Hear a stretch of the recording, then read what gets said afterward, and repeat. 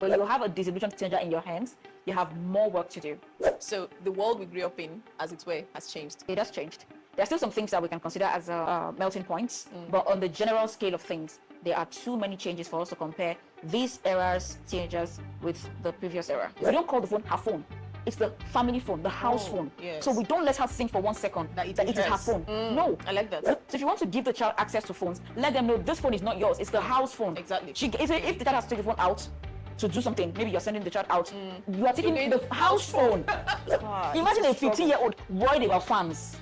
You see it's a whole conversation. It's a lot of information. Help them see it. Yeah. In the short run, it is beneficial. But if you don't know how to manage it, it's going to ruin you. Because what happens on the day you don't have those views?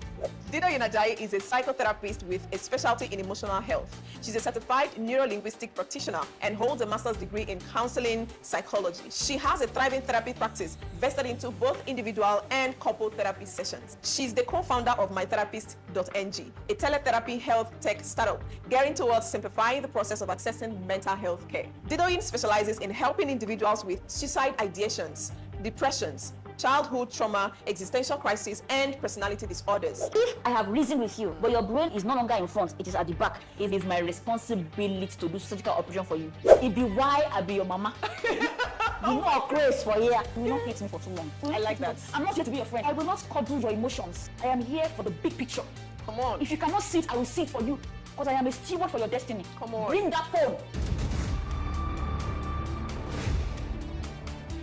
Have you ever had the opportunity to meet one-on-one with a certified therapist? That's what we're going to be doing for you on the show today, because today you're going to have the opportunity to meet a therapist who is going to be having a candid conversation with us. Hi, my name is Precious Flores Shifa-Inchuku, and I am your host on this show, P&T Show. On this show, we celebrate parenting and we inspire teenagers. And yet again, we're going to do it again today. So get your seat close and get something chilled, because this conversation is going to be lit.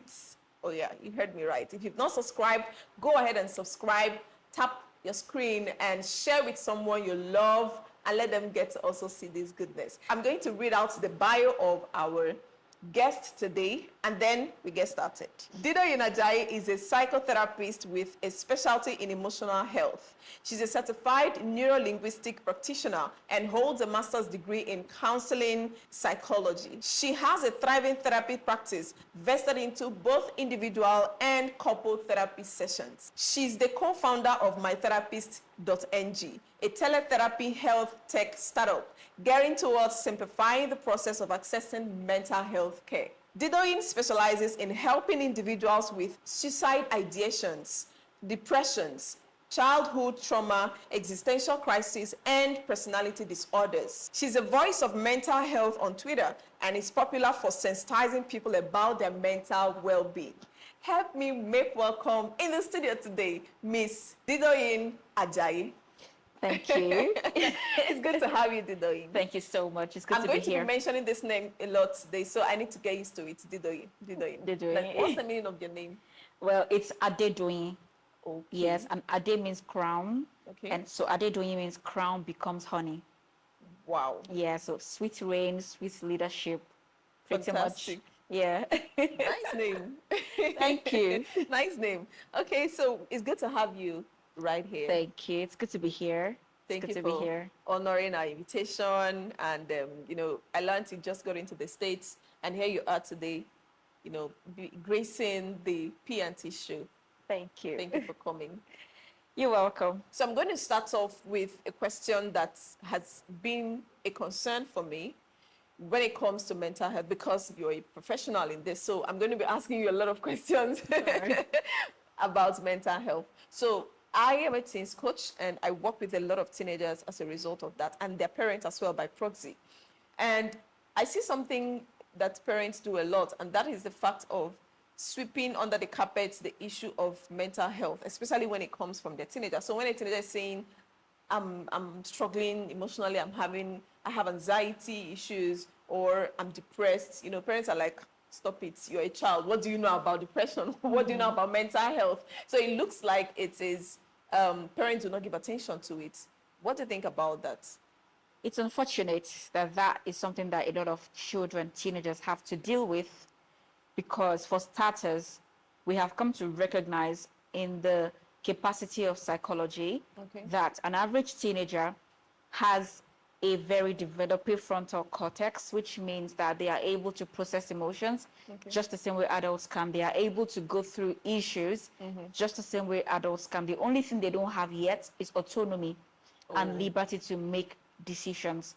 But they are able to process their emotions, which means they are susceptible to things that would pretty much make you and I feel like the world is crashing on us. Oh, wow. All right. So regarding the way parents dismiss these things, it's just because there is a huge awareness gap between parenting children and parenting teenagers. Many parents just assume that until a child is a certain age, they are still a child. Yeah. You get me? And that is something that we need to really look towards changing as per narrative. So that's really the issue. A lot of parents are just very unaware. They don't know any better. And that's very unfortunate. But that's why many times they throw these issues under the carpet. Exactly.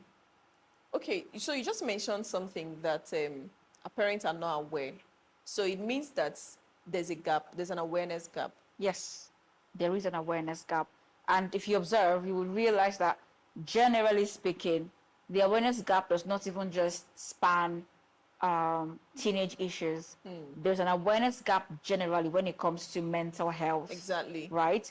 Now, it's worse for teenagers because they do not know how to tell you that I'm going through this without you throwing it in their face, that what could you possibly be going through? I provide everything for you. Why should I have to bother about your mental health on top of all that? So the awareness gap is particularly targeted at not knowing that these teenagers have the very same emotions that we have and are entitled to getting the same attention that we deserve to also receive under certain emotional distresses.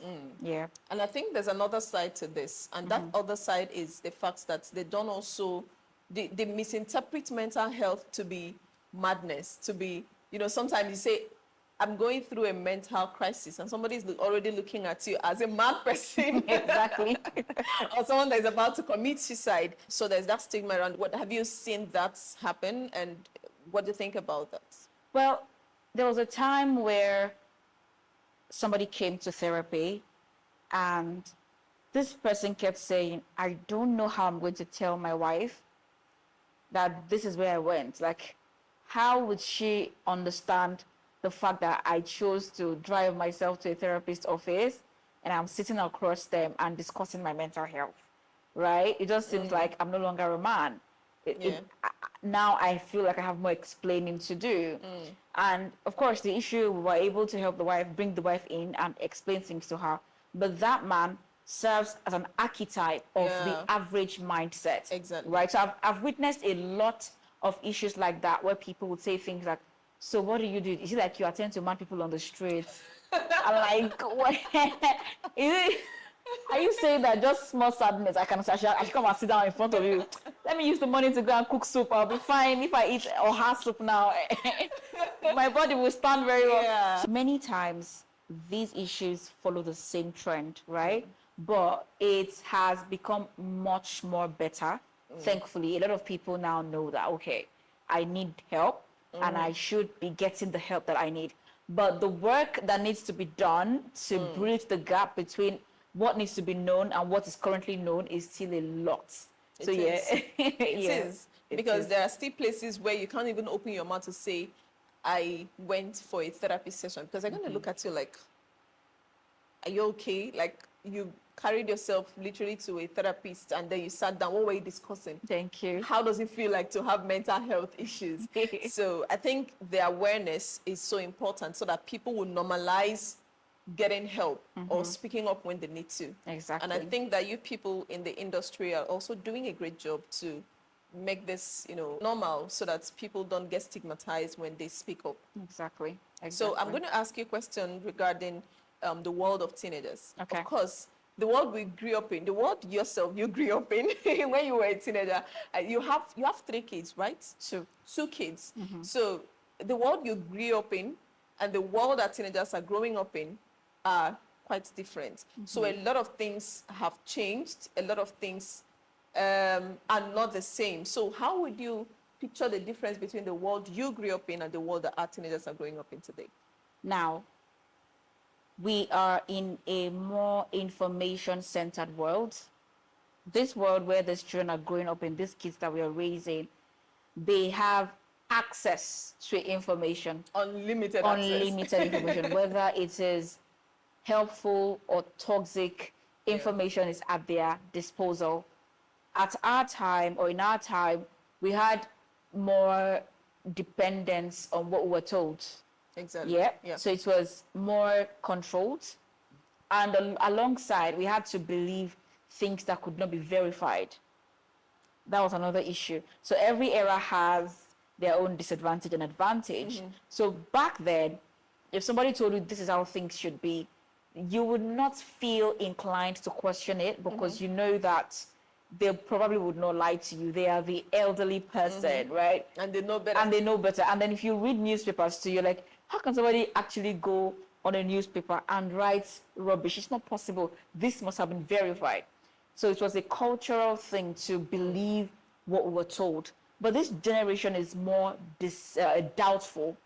So we are raising kids that want to verify everything. They are more cynical. So that even you as an adult, if you do not stand properly, it's going to be difficult to be an authority to your children because what you're telling them, they've probably heard 7 different versions of that same information in places where you could not control or filter what they are hearing. So it's a lot to parent children now. And it means it requires more mental awareness and emotional intelligence. You cannot get away with some of the things that our parents got away with. That's very important. So if we do not get it right, they will know. Definitely, because they will check it out. They will check it out. They will know, and they become disillusioned. And when you have a disillusioned teenager in your hands, you have more work to do. Exactly. More work to do. Wow. So the world we grew up in, as it were, has changed. It has changed. There are still some things that we can consider as melting points, but on the general scale of things, there are too many changes for us to compare these era's teenagers with the previous era. Yeah, and I think this is important for parents because they need to realize this difference. Because many times parents say things like, when I was your age, when I was a teenager like you, but they don't realize the generational differences. They don't realize that a lot has changed. For instance, when you used to go across the streets to make call, but now they can chat 1,000 people at once, reach 1 million persons at once from the comfort of their home. Exactly. So those differences, we need to factor it in, even as parents, right? So that it will help us to access even how we are parenting our children, especially our teenagers. Exactly. So I'm going to ask you, there's a controversy as to what time or at what age parents should give their kids access to devices, to phones, to internet. So what do you think should be the age-appropriate period for giving a child access to a phone, to a device? Okay, I'm going to start by laying a very important premise. We are in a world where addiction is not limited to betting and sex or pornography and all of that. Yeah. We have on our hands a terrible technoference going on. Addiction to digitalization is real. It is. Do you understand? It is. And adults are struggling with managing this addiction. You see people, middle-aged people, playing Candy Crush in church. Young people take themselves on dates, and they're both on Snapchat on the dates. Shareability reflexes on the high. You're witnessing a beautiful, profound moment in nature, and your first instinct is, let me record it. You're not thinking of absorbing the moment, just soaking it in. People have lost the graces of privacy. Everybody publicizes everything. We are all content creators. Now, if an adult is struggling with that level of information barrage, how much more a child? How much more a teenager that is still very impressionable? Let's not forget that. Do you get me now? So, I have seen instances where a parent would argue for cases like, oh, I have to go to work. I want to give my child instructions and what have you. Yes, controlled access is a thing.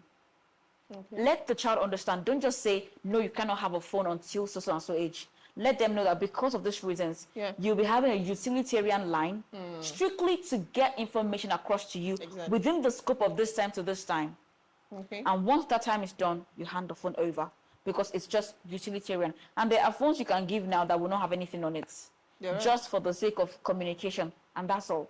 So to the question, I'm going to say, let it be said that you at least let the child reach the age of 16 before you give them full access. Now, I understand the fact that a lot of children will go to uni from, say, 14. At a very young age. If that is the case, you have no choice because now the child is not in the picture any longer. And for you to entrust your child into the public eye in the first place, you are saying, I am advocating for your sense of autonomy. And with autonomy comes responsibility. So yes, the child can have a phone. But if the child is under your roof and you still have control over these things, let the child, let's just say 14. Okay. I am conservative and I'll say 16. But again, I understand all the, nuances surrounding these things. I'll say 14. At least let the child finish secondary school, at the very least. Yeah. At the very least. At the very least. Yes. Even if you need to, my daughter is 8. We do the utilitarian system. So let's say I have to step out and maybe somebody is coming in and you need to tell me, Mom, this person is back.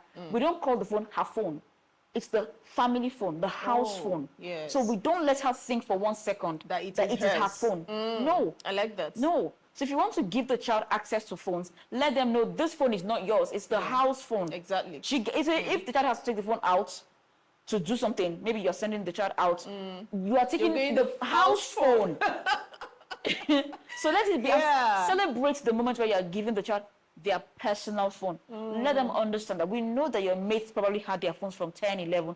We are not unaware of these things, but we did this to help you understand the importance of what we are giving you, this trust. We are helping you see that we are handing over a responsibility to you, and it's a responsibility to manage your proclivities around the phone. Do not get addicted to things. Use the phone, don't let the phone use you. These are things you need to do. Indoctrinate them on time. I love that. Talk about that more. Indoctrination and devices are their kids. They want an iPad, you get them. They want the latest iPhone, you get them. There are no restrictions. And at the end of the day, by the time they get into porn sites and start getting addicted, you still come back to cry. So let's talk about the indoctrination. What are the things that parents can do before they hand the device to their kids? Yeah, I feel like a lot of parents now are doing what I call the free fall parenting. Okay. Free fall parenting. Let's use colloquialism as the spirit leads. Right? Oh, Ebuka is now 14. We thank God though. They grow. Small picking, don't they grow? That's how many vibes and just as the spirit leads. So sad. So the parent just wakes up and the boy is a big boy. That's how it works. There are no milestone acknowledgements. There are no sensitizations. There are no very important conversations had to explain certain things. I remember when I had my first period, there was a whole conversation. It was a thing. Not all of us experienced it, but a lot of us could relate. There'll be all that, if a guy touches you like this, nabeleo. It was, even though now we all laugh at those things, they helped us. Okay. They helped us to shape, maybe our fear and anxiety along those lines were misguided, but our parents did what they could at the time to hand us or to hand over what they knew. There is no handing over these days. It's just, now God go help your life, or just do what you can. So what I'm saying when I talk about indoctrination is identify what a child needs to know per milestone and be intentional about passing the information across. Okay. So that even if the child will now get to hear things outside, the child has you and your version to compare and contrast with. She gets me now. So now the child is approaching the age where they will demand a phone. Yes, it's normal. My 8-year-old demanded a phone. You can imagine. So now things are shifting. Like, how can an 8-year-old assertively tell you? Because if you think about it at 14, maybe you didn't even remember. You won't even think of at 15 even. What are you when I bought my first phone, it was a big deal. I finished secondary school. I worked as a primary school teacher. My first salary was 4,000 naira. I can't forget. I went and I bought Nokia, that tiny one. The ringtone is my coconut breeze. Dun, dun, dun, dun, dun, dun, dun, dun. It was a whole thing. Forget because oh it my was the God. first life investment. Yes. The very first investment. My parents won't even buy it for you. Because they don't want they were just like, you're too young. Yeah. You know, phones were new back then. So go and sort yourself out. But these days, an average child is on their tab 247. Yeah. No indoctrination. Let there be conversations around it. You will have your tab, but between the hours of 6 and 8 p.m. That's it. By 8 p.m., you drop your tab. This is where you drop it. And why are we doing this? Because number one, we don't want you to get addicted. Always talk about the addiction part. Yeah. And how do I explain it to my child? I tie her baby doll to a chair. Okay. I tied her a very favorite baby doll to a chair. She felt very uncomfortable. I said, this is what it looks like when you are on your phone for too long. Visualization. Teach them with the aid of visuals. Let them see it in real time. Like when you see people, imagine Stefina tied to the chair. So nowadays, when she talks to her friends about it, she'll say, I don't want to be tied to a chair. They don't understand it, but it makes sense to her that pressing phone too much is like a baby doll tied to a chair. Helplessly. Nobody wants to be that person. And that's what many of us are anyway. You're in the car, you're in the bus, in the church. Hey, what is it? So let them know. When they get to certain ages too, and you want to indoctrinate them about your beliefs, do it with very rich visual aids. Yeah. Do not just impose your view. Yeah. No, imposition is different from indoctrination. When you indoctrinate, it's like teaching a child her name. You grew up now knowing that your name is precious. Owning it, yeah. If I come now and I call you Dedoyin, you will turn like, you did all right, so. Because that was not how you were indoctrinated. Exactly. So indoctrination requires repetition. Repetition is the mother of lasting impression. So when you hear something over and over, your mind becomes attuned to that information. You can teach it. Exactly. Do you get? So they say, I said it, and that is fine now. But I've not learned anything from that. You didn't just tell me my name once. Yeah. You told me over and over and over. So same thing. You have to be patient with me. Help me understand why this thing is good, but not good for me now. Do you get it now? Yeah. So indoctrination is two things: repeated information and a lot of visual aids. Oh, wow. I love that. And I love that you're not just saying it's something that you've lived. Yeah. It's an experience you've actually helped your children have to indoctrinate them as to devices, because it's a crazy world. Because, and you know, a lot of parents grew up not having some access, not having some privileges. So they now want to choke their children with some privileges. And at the end of the day, they're destroying them instead. Really hope that parents watching this show will learn that indoctrination is so important. It's key. It is the first step before you hand your child a device. And like she said, 14 or max 16. Myself, hey, I think I'll go with 17. Honestly, because you need to be sure that this child has gotten to the age where they can be responsible to handle a device. So if they need, because someone can be arguing, what if they need a device for their assignment? Yes, like you said, there's a home phone. There can also be a home laptop. Yeah. Where if anybody needs to get an assignment done, get a project done, you come to that. And I think there also should be a family media plan for every family. A media plan where you write what the media plan, what the media strategy for this home is, at what age you get a phone, how you use a phone in this house, kind of things to watch, things you don't watch, websites you don't visit, have that kind of plan, and then age-appropriate conversation at every stage in time so that the kids get it. You may not have to tell them everything at once, but if there's a plan, you teach it at time. Thank you very much for pointing that out.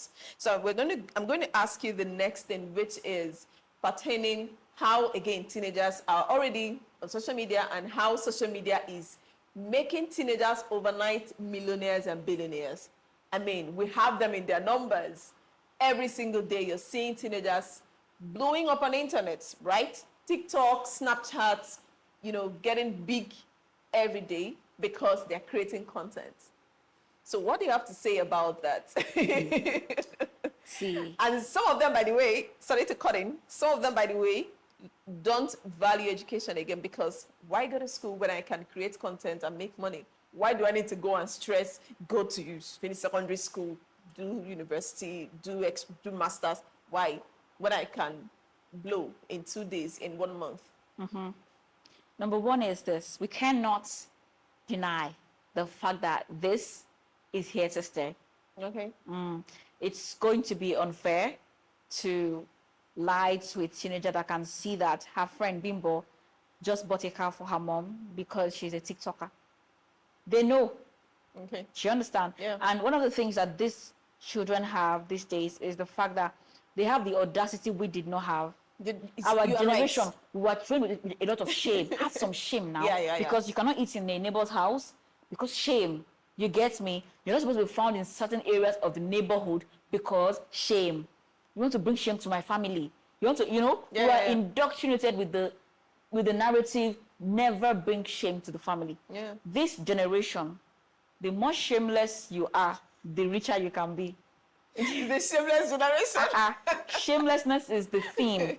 You see many young because now a young child with very high developmental rates is sporting size 36D boobs and a big waist that looks like an adult's waist. Yeah. Now comes on Twitter or social media and is dancing. 14-year-old girl dancing. I've seen these videos. Dancing to provocative songs, wearing provocative clothing, and moves. People old enough to be her parents and say, hey, my dear, my baby girl, send her money. The thing is, just because it is lucrative does not make it healthy. Okay. So lucrativeness is not enough premise to justify the decadence that this thing is coming with. What type of content are these children shooting? Only 1%, and I say because I did a research around it. Only, and I'm going to drop this fact loosely because it's off the record, but only 1%, as far as I'm concerned, shoots content that is edifying and mainstream for everybody. Many of them just go there, dance. That's it, dance, say things that don't make sense, and make a lot of money. The only time I watched a video where the young boy was talking about leadership and what have you, it didn't even have many views. He won't. Of course. Because again, your content is not sensitized. It's not giving. Let me use a language. It's not giving what it should give. It's not giving now. What do you mean you're teaching me? Guy, dance to popular music. Let us see your moves. But somebody crazy. Lie against a celebrity. Lie. Just tell us something that is not true. Yeah. You make money now. Do you get it now? So we are teaching these young children that it's okay for them to put the cart before the horse. That is what we are doing.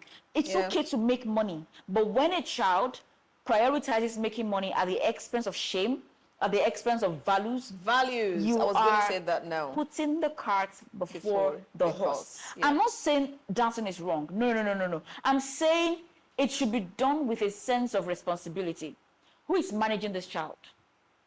Is there a timeline where when you're done with your dancing, you go back to your books?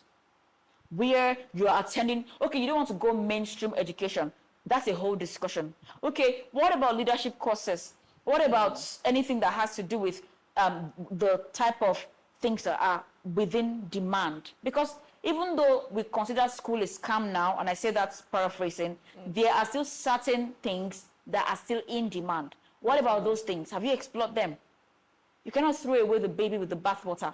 Just because it will take you so long to make money from education does not mean education is a scam. So yes, go ahead and dance. Make your money. If that's what you want to do, if that's what you have to do, right? Because I would not say you should not if I cannot come to your house and give you money, right? But I'm saying there can be balance. There can be balance. I spoke to a parent whose child is a content creator. And when I was done with the parents, there was a lot of crying. Abuse was abuse. The child is even going to school, but she comes back from school and her content creation starts from the gates. She right in her school uniform, she's already made to do things. She has to talk about what she sees on the road. Hey, I just saw this now. Like there's nothing in this child that is organically orchestrated. Her child is being ripped from her and dashed to strangers.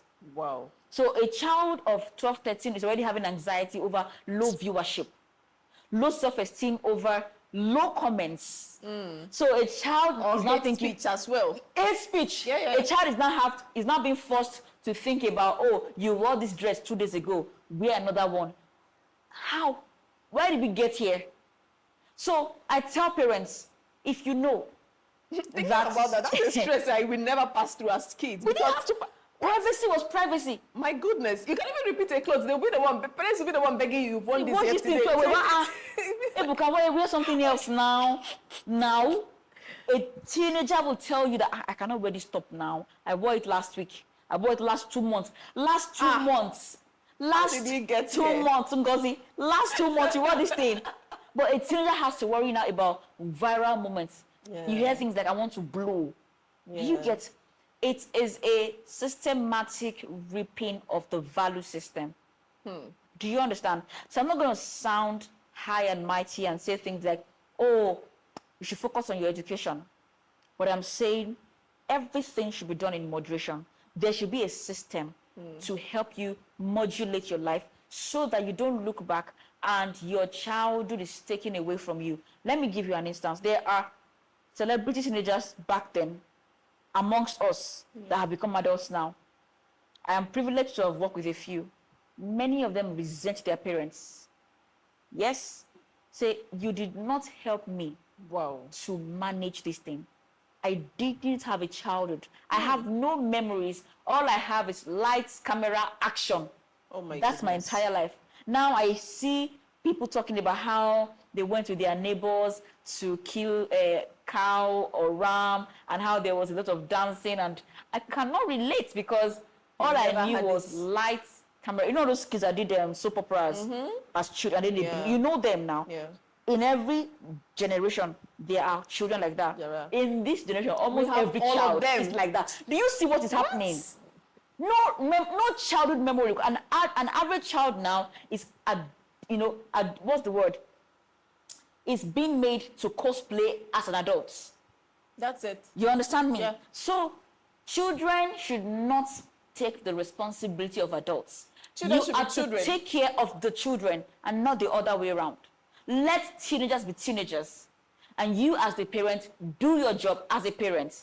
If the child enjoys creating content, it should not become the main source of income where you cannot put your foot down and say, no content today. Just sit down and be a child. Yeah. Do you understand me? I love So that. content creation should not take over the need to be a teenager. And that Exactly. is the balance we no longer know how to strike. This balance right here is where the crisis began. Yeah. Because we started losing it when children took over the role of winning bread Yes. in the family. So because I once was in a translation system, and one of the kids in the car, she is still a teenager by now because this was just recently, and she was talking about how she did this and did that. She was gisting her friend how she did whatever and was able to make money from the guy, had time with him and gave him back to back, and then that's, oh, she's going to make her mom proud this month. And then I thought to myself, how did we get here? And then in between the conversation, she also mentioned that, oh, the mom is always disturbing her. Okay, I think there was the other girl that said that the mom is always disturbing her, asking her for money every time, money. I said, and then she said something striking, that does she even know how much she worked hard to make this money? So you were right when you said that we need to strike a balance. Yes. And you were also right when you said that children are losing their childhood. They are losing the privilege of being kids. Yes. The privilege of enjoying nature, enjoying the stage of life where they are. And this is a call for parents to wake up. There's nothing wrong, like she said, with having our kids be content creators or do something, be in the media space. Yeah. If that is their destiny, it's fine. However, there is a balance. If you do not know how to go about it, get help. Speak to someone. Get someone that can help so that your child don't grow up wishing they can go back to their childhood. Exactly. So there is this notion or this speculation that teenagers, because we are now paying much attention to them, because we accommodate them, we listen to them, we say things like, oh, don't shout at a teenager, allow her to be herself, when she is mentally down, pay her attention and all of that. So it looks like we're watering down a value on one hand and trying to build on the other hand. So there is this issue of teenagers, Gen Zs, not being dogged enough, not being resilient enough, especially in the workplace or wherever they find themselves. So one thing, jump off this job and get into the next one because my mental health is at stake. My mental health, they didn't treat me well. My boss shouts at me, things like that. Whereas I know a lot of parents as well, adults who were able to handle that maybe in the time past. So how do we strike the balance? Is it right? Are we robbing Peter to pay Paul? So I think the issue here is the fact that we need to address the downside of anything. Okay. Everything good has a downside, right? And the downside to the whole advancement in mental health conversations is how a lot of people now weaponize it. Okay. They weaponize it and say things like, oh, you know that I have this issue, or you know that I have that issue. And it's easier for young people to weaponize things because they've always and will always need excuses. Yeah. And now that mental health is now like an alibi, it's just easy, it's just easy to say things like, yeah. So what I'm trying to say is it really boils down to indoctrination. Okay. I was at a program yesterday, and one of the things I told the hosts was, after we're done, I said, I don't know how to take no for an answer. But I wasn't always like that. I don't know how to just believe that no is no. No, I don't. When I hear no, what I'm hearing is explain more. Stress me a little more. Yeah. Break down my guards. Yeah. Let me be sure that you mean it. I won't back down just because you said no. No. Even you, I'm not doing you a favor, because I know I'm bringing value to you. So your no is probably tentative. You need me to prove. And I owe you that explanation. Okay. Then you can now make an informed decision. Do you understand me? Yeah. And how did I get at this? Apparently, it was a reserved memory, a subconscious memory that I had not tapped into. And apparently it became obvious. It just came to my conscious in the years when I began to need it. My dad, he never hears no. I did not know that was what I was doing. No. That was what I was mirroring. You get me? He would tell you, as a matter of fact, that yes is a default response to success. So when you're hearing no, it means try harder. Why are you accepting it? Yes is where you're going. When you get to yes, you stop. Until you get to yes, the car keeps going. I like that. Keeps going.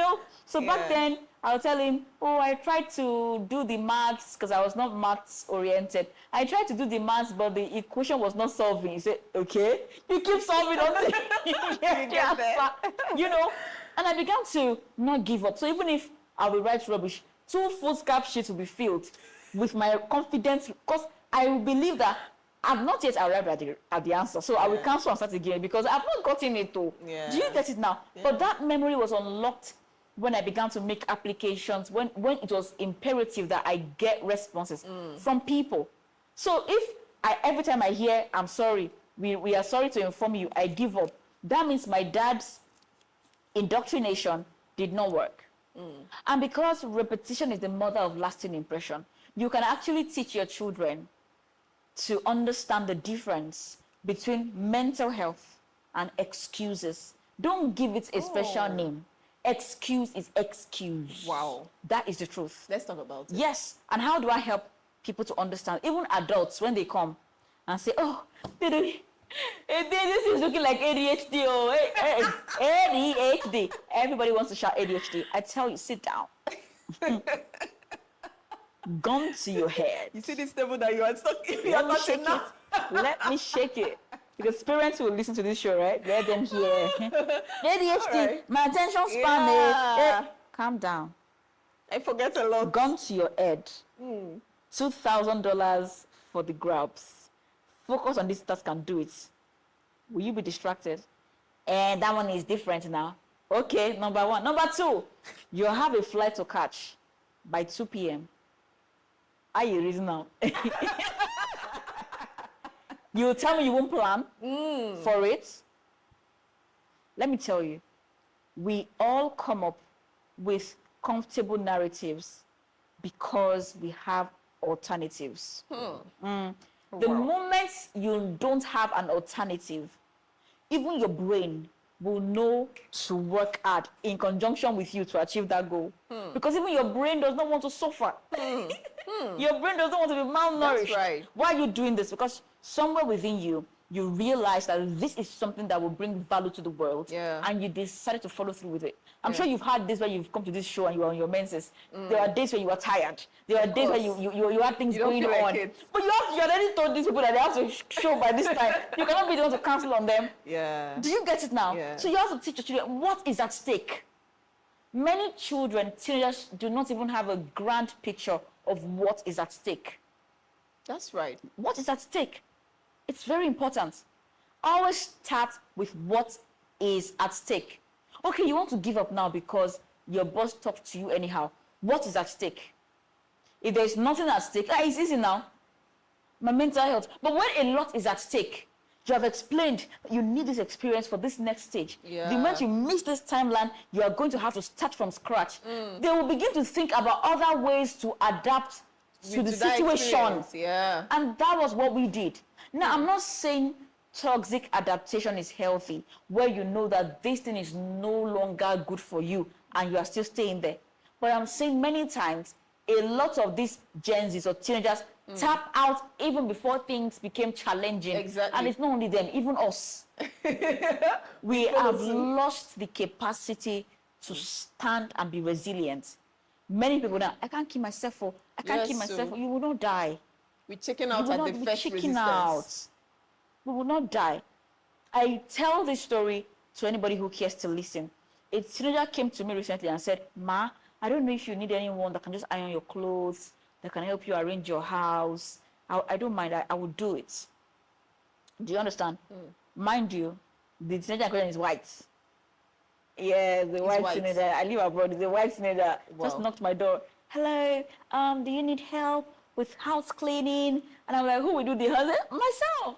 I'm like, why are you offering to do house cleaning? I don't know, but I have agencies that can. Like, oh no, I just felt like you might need the help. I live very close by, and I will help you. At £3, I just. So if a child that lives close by during their holidays can think about making an extra cash, how much more you that you have everything at stake. We live in a developing country where a lot of things are already not in your favor. Exactly. Yeah? So the truth of the matter is, if you want to use your mental health as an excuse, let it be as an excuse to do everything you can to never have to use it as an excuse. When you get to a certain level, even your mental health will not be an excuse because you have everything at your disposal, right? So wait till then. Wait till then. Don't chicken out. Always think, what is the big picture? And if you cannot think, your parents can think for you. So you as the parent, put things down on the paper, write things down. Write things down. Itemize, this timeline, what should I be doing? This timeline, what should I be doing? This thing I am complaining about, what is the issue? Is it really a mental health issue I don't have control over? Or I'm just saying it because it's the easiest way out? And you will know. Now, let me say there's no way to decipher, right? There's no difference. Well, go for therapy now. That's always a resort. Go for therapy. They can help you make sure that the difference is well highlighted. If you come to me for therapy, I will help you. We will distinguish together. I like that smile. We will distinguish together. Yeah. By the time you pay, first of all, for a session, your eye go clear. Fast. You know, the type person, you will just be, I call it post-session clarity. Your brain will be sharp. Like, oh, I see. Clarity will jump on you. You get me? So I don't think we should, on that level, invalidate mental health issues. I have worked with teenagers that really do have clinical depression that need medications. Just the same way a child can need glasses from a young age. That's normal. So my point is, if you're not sure, go and find out. Don't assume that you have a mental health issue. Don't self-diagnose. Go and find out. If it is ADHD, there are medications for it. Yeah. If it is depression, there are things you can do. If it is trauma, sexual use, or sexual abuse and assault, whatever it might be, get the help that you need. Don't make it a crutch that will now stand in the way of you and your destiny. That's not fair to you and what He's planned for you. Yeah. I like that. You know, speaking about this, I have seen a lot of teenagers. In fact, I have one of my mentees who kept telling me, because I think I have ADHD. I think I do have it. I always forget things.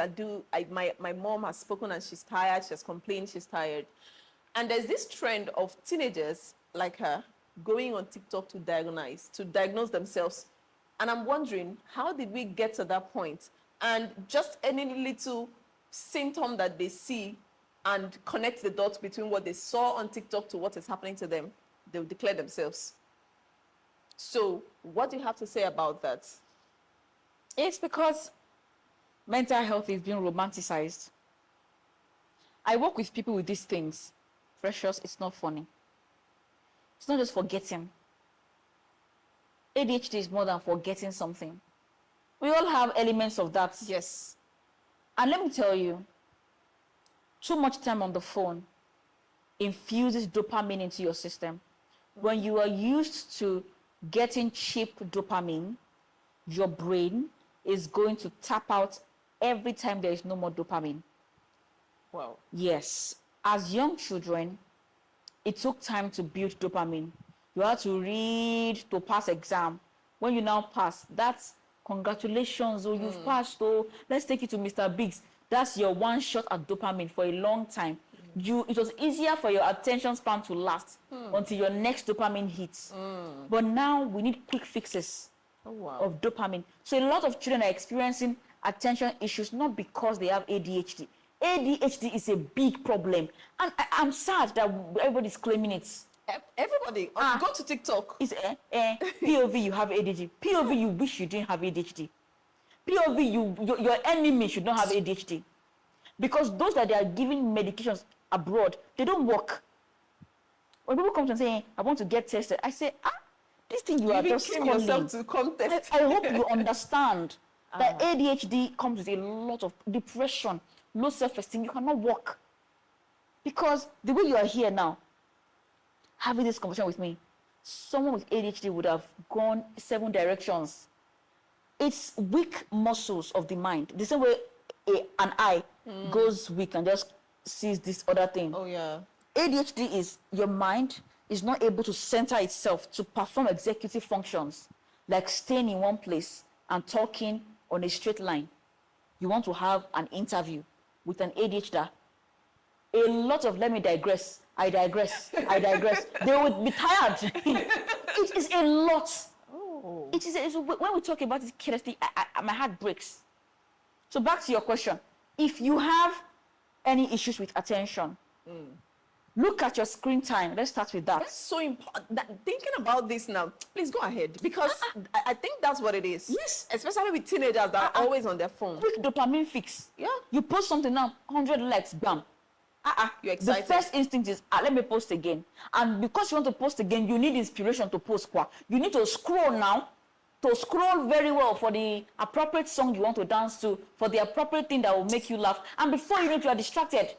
And once you are distracted, you are seeing things that is making you laugh. You are seeing pictures. Dopamine is eating you're everywhere, dopamine. Everywhere. And the moment you tap out for some minutes, you are low again on dopamine. You want to go back and get your quick fix. Yeah. So when we say social media addiction, it's not just about pressing phone. It is the codependence that comes with it. It is how the moment you're not doing that, your attention span is all over the place. Because the only thing that keeps you focused now is social media. Don't you see how many people have self-contrived insomnia? Teenagers now sleeping 2 a.m., 3 a.m. Yes. Because they are online. So you don't have ADHD so just yet. Self-contrived insomnia. Okay. Insomnia by your own machination. You devised yourself into sleeplessness. Oh, wow. Many people now, they are getting very low quality sleep. Exactly. Low sleep quality, including adults. And this is where it starts from. Oh, wow. So to answer the question very succinctly, ADHD is a very serious diagnosis. Okay. Yeah? And it is not impossible that you have it, but make sure you're not self-diagnosing.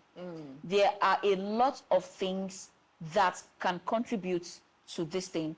And until you have been diagnosed by a professional, you don't have it. Yes. And for you to be sure that you don't have it, cut down on cheap dopamine fixes. I like Then that. see, when people come for therapy, I send them back to letter writing. What? Yes.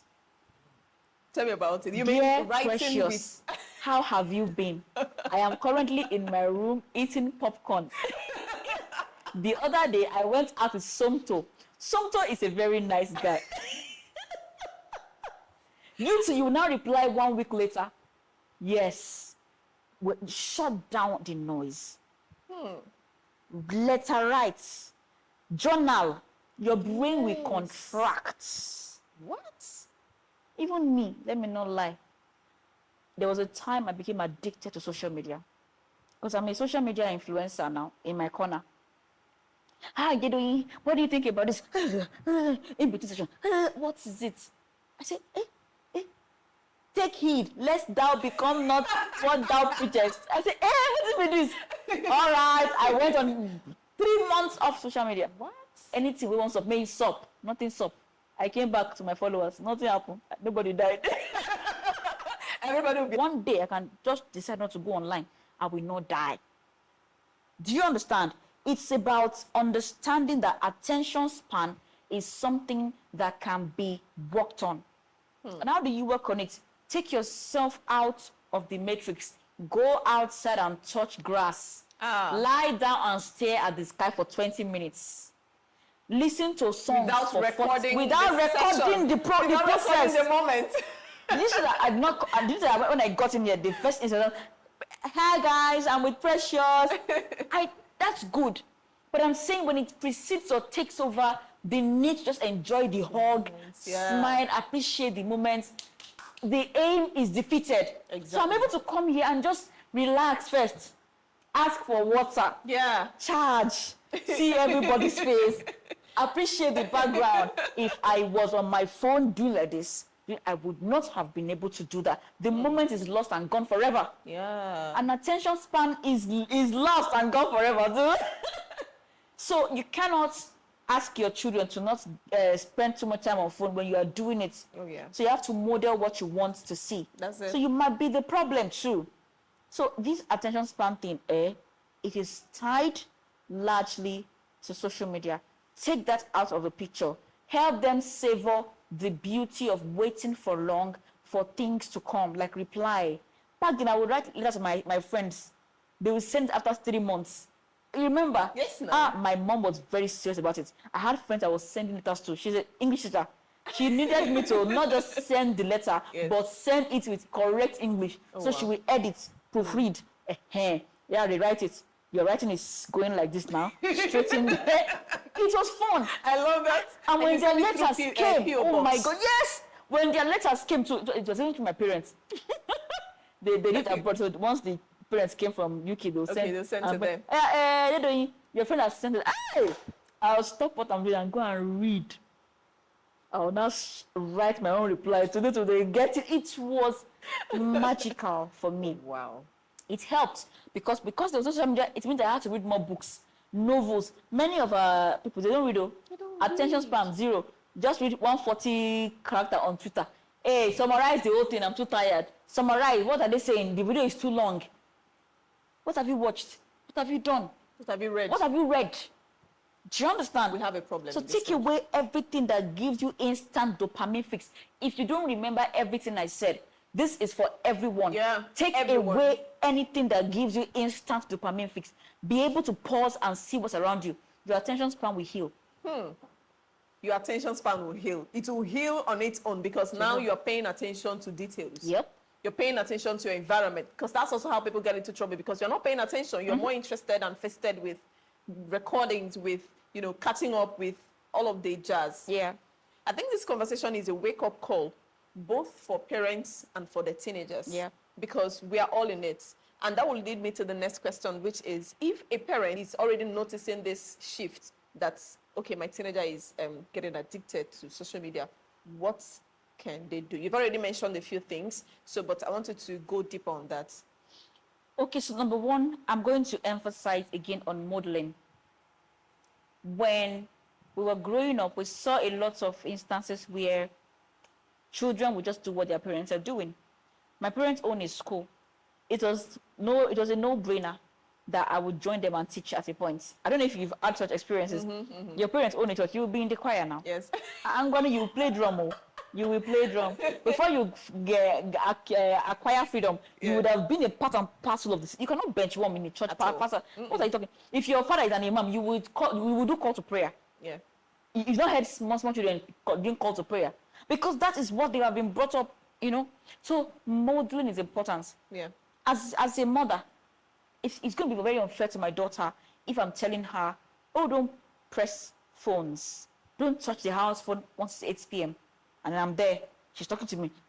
My dear, don't worry. Hey, I'm sorry. Oh, it's not her fault. If she gets addicted, it was not her fault. I did not model. Yeah, I told her this is how to live. So model this thing. And I'm saying this with a very important emphasis because a lot of adults are addicted. I know what I'm saying. Even professionals, people that are supposed to be teaching it, they are addicted too. I know what I'm saying. What's our fate? I've had people come to me and say, Tidwin, I need help. I'm somebody who is respected in society, but I don't even know how to think of anything outside of social media anymore. When I'm not at work, I am online. I don't know how to take breaks. I am burnt out. But even when I say I'm taking rest or my vacation, I am online. I need help. You see? I know what I'm saying. So what I'm saying is, as a parent, model first. Many times, a huge chunk of the problem is solved by modeling. Okay. When a child sees the possibility, it becomes easier to visualize themselves without being addicted to. Oh, my mom spends time reading. My mom spends time with us. We go out together. We take strolls together. Oh, we read books together. My mom reads us books. My mom does this. My dad does that. Oh, we spend time as a family. Or just gisting, just laughing. Nobody watching anything. It becomes easier to be that. Yeah. Do you understand? To replicate. Number two is let there be a lot of conversations around it. Okay. Indoctrination. Again, so first is modeling. Second is indoctrination. Okay. Repetition is the mother of lasting impression. I will keep saying it. It is. And I need somebody to leave this, to hear this podcast and say, that therapist you brought that kept saying repetition is the mother of lasting impression. So that's how you learn too. Yeah. You understand me? Repetition is the mother of lasting impression. You just said it again. Yeah, I know what I'm doing. When somebody can say, my dad used to say, don't be enslaved to your phone. Even when they become enslaved, because they have heard it, one day their brain will snap and respond to that indoctrination. Whatever religion you practice or you're not practicing is because you are indoctrinated. That is how powerful it is. Yeah.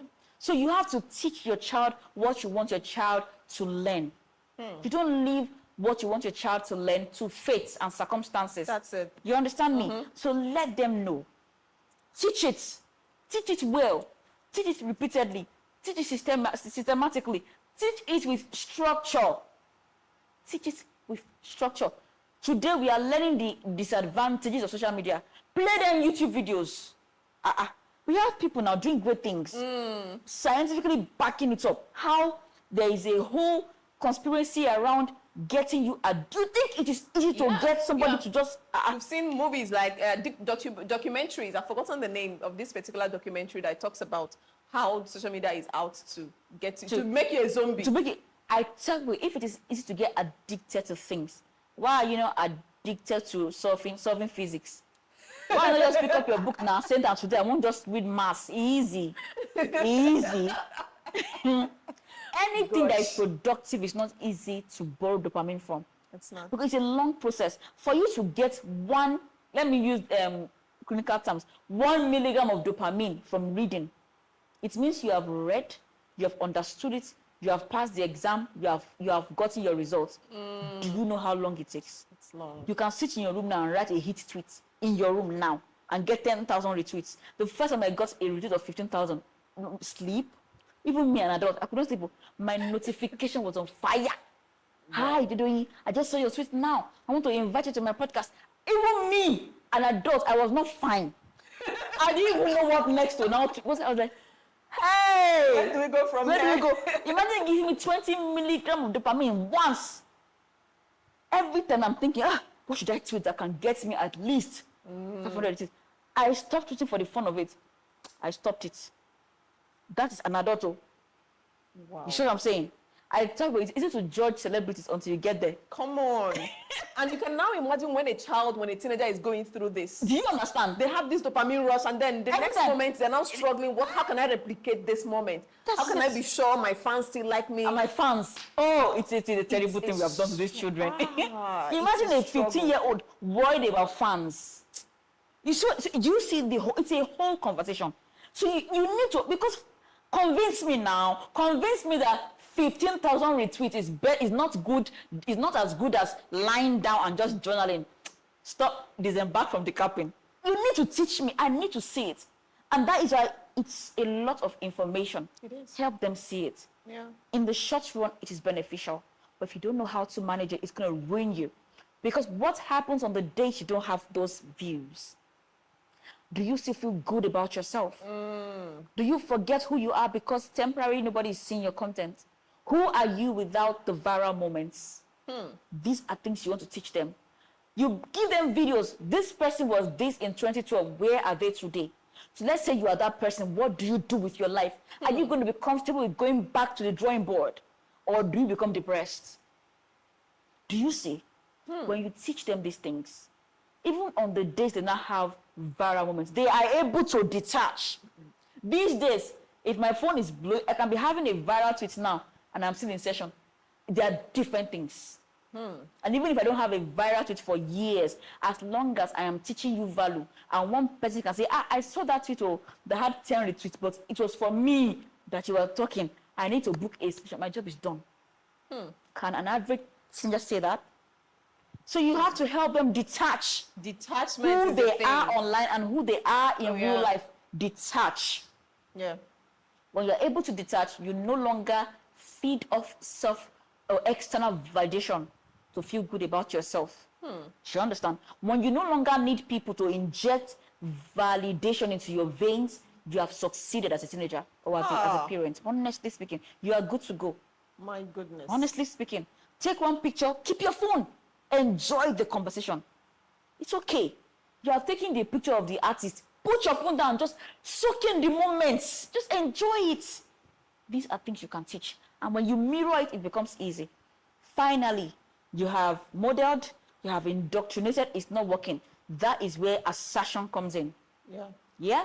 So I call it the MIA process. Okay. MIA. I like if the MIA also stands for going for a long time. So modeling, indoctrination, assertion. You are still the parent at the end of the day. Oh, yeah. So if I have reasoned with you, but your brain is no longer in front, it is at the back, it is my responsibility to do surgical operation for you. To return it to its You position. go there all right. It be why I be your mama. You know a grace for here. I will teach you. You will not hear by peace of mind. All right. Submit the phone. Okay. You will not hate me for too long. Oh, yeah. You will I not like hate me that. I'm not here to be your friend. I will not cuddle your emotions.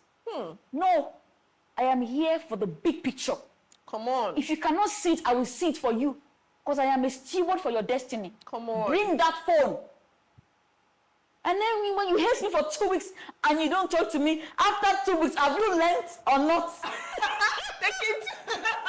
You have not learned the phone is going to stay with you for some other extra time. Oh my goodness. What are you talking? How many parents are watching this? Because this is the gist. This is the bone. This is where the gist and is. you're not doing this with any bad talk. You're not saying you're an idiot. You're not calling them out of their names. You are saying you are my daughter. I see greatness in your future. I know that this phone that you are addicted to will derail you. Yeah. You might think I am being conservative, but let me Yeah. give me chance. bring the phone. I know what I'm saying. And during that period, you're not punishing her or doing things that will make her. No, you're being loving. No. You are reading books that you are just saying, yeah, let's read the book together. So Sally went, and read the next paragraph, read the next paragraph. They will remember. They will. Children. Oh, they will. They will remember. They will. It is those memories they will cherish the most. Yeah. Like, my dad, my mom, my aunt, no. That woman, she'll tell me, I love you, but bring your phone. They remember these things. They will forgive you faster for that than forgive you for indulging all their whims. So that's right. Delay gratification for them. Don't do it in a way that takes or strips them of their dignity. They are teenagers. Yeah. That's the balance. Don't say things like, look at your mates. No need for all that. No, the comparison. Affirm what you want them to see about themselves. I am doing this because there is a big picture. Come on. Even if you want to become celebrity, nobody like this, you could do that more. Go and write down the content you want to do for 2 weeks. That's something you can do. Depending when your phone is seized, you want to dance and you go and write down the content. This is what I want to do. How many minutes will it take? When you are done, come back to me. We'll set up studio for you now. You go. Are you done again? Until you start regulating by yourself. By now, I can self-regulate. Oh, yeah. By now, I can go a whole day. I'm serious. Without replying on my personal line. My business phone, my PA, I pay him to do that. I don't need to now be on the phone. My people say, what of my business? Okay, now you are finished replying the person that bought top for you. How many extra minutes did you spend watching TikTok? Stop lying to yourself, bro. You are addicted. Let's call it spend. You are a social media junkie. This has to be the best episode. Oh my goodness. It's so real, it's so relatable. And I'm seeing myself in some parts of the conversations too. And I'm also taking my own precautions because I do a lot of things on social media and I'm also asking myself, what's the line? Where do you draw the line? There are moments you are so excited, things, take the heat, and how do you know when to stop and plug off? Like you said, it's so key. When I started by taking alarms. 2 hours, alarm clocks. Every day. So if I'm spending too much, my brain began to associate addiction with alarms. Ooh. Yeah. So I tell people, start with alarm clocks. Okay. You might not stop immediately because you are wired, but after 3 or 4 alarms, even your conscience will start pricking you like, this alarm is trying for me now. Do you understand? So start with that. In case you're looking for like a very quick, proactive way to do it yourself as a teenager, set alarm clocks. 30 minutes intervals, 1 hour intervals. Tell yourself, I am dropping this phone after 1 hour. Do it. Start small. You build momentum. By the time you are 3 months into the habit formation, you can self-regulate. Even if your phone is blowing up, you can know to put it down and detach. Honestly. So the goal is to use the phone and not let it use you. That's it. Wow. Then come back and tell me that your attention span is faulty. Like you have ADHD. Forget that thing. Leave it. Oh, wow. I was going to ask the last question, which was going to be an advice for parents, but you've done it all. You guys, you can tell for yourself that this conversation has been so rich, so equipped, so demure, so cute. Thank you so much, ma'am, for first honoring this. And I knew you came in with a lot of engagements, but here you are honoring us on P&T Show. It's such a delight, and I know my teenagers will be so excited to watch, a therapist talk to them and really give practical guides on how they can help their lives. Thank you. Thank you so much, and I hope we can have you again. By all means. So thank you. Before we go, we are going to give out a social media handle so that in case someone wants to connect with you or have further conversation, you can know how to do that. Okay. So it's simple. At Dedoyin Ajayi, DEDOYIN AJAYI. All my social media handles at Dedoyin Ajayi, or just go to dedoyinajayi.com. Everything is there. And then for mytherapist.ng, the same thing, mytherapist.ng. All the information to download the app from Google Store or Play Store or App Store is right on the website. So it's pretty easy. He's a co-founder of mytherapist.ng, and it's a platform that helps guide people, counsel people. Yeah. You know, offer them therapy sessions at a very affordable price. Yes. Yeah, so you can do that and reach her. You will definitely get the help that you need. And that's how we come to the end of today's edition of P&T Show. Thank you so much, guys, for watching till the end. We've had Didoyin share a lot with us today. And I hope you're going to give her flowers in the comment section. So let me see you give her flowers in the comment section, telling her how excited you are to have her on the show today. And let's hope that she'll come again soon. And if you've not subscribed, please go ahead and subscribe. Hit the like button, share with your friends, share with a teenager, share with a parent of a teenager, because on this platform, we inspire teenagers and we celebrate parenting. And until I come your way again next week, Friday, bye-bye.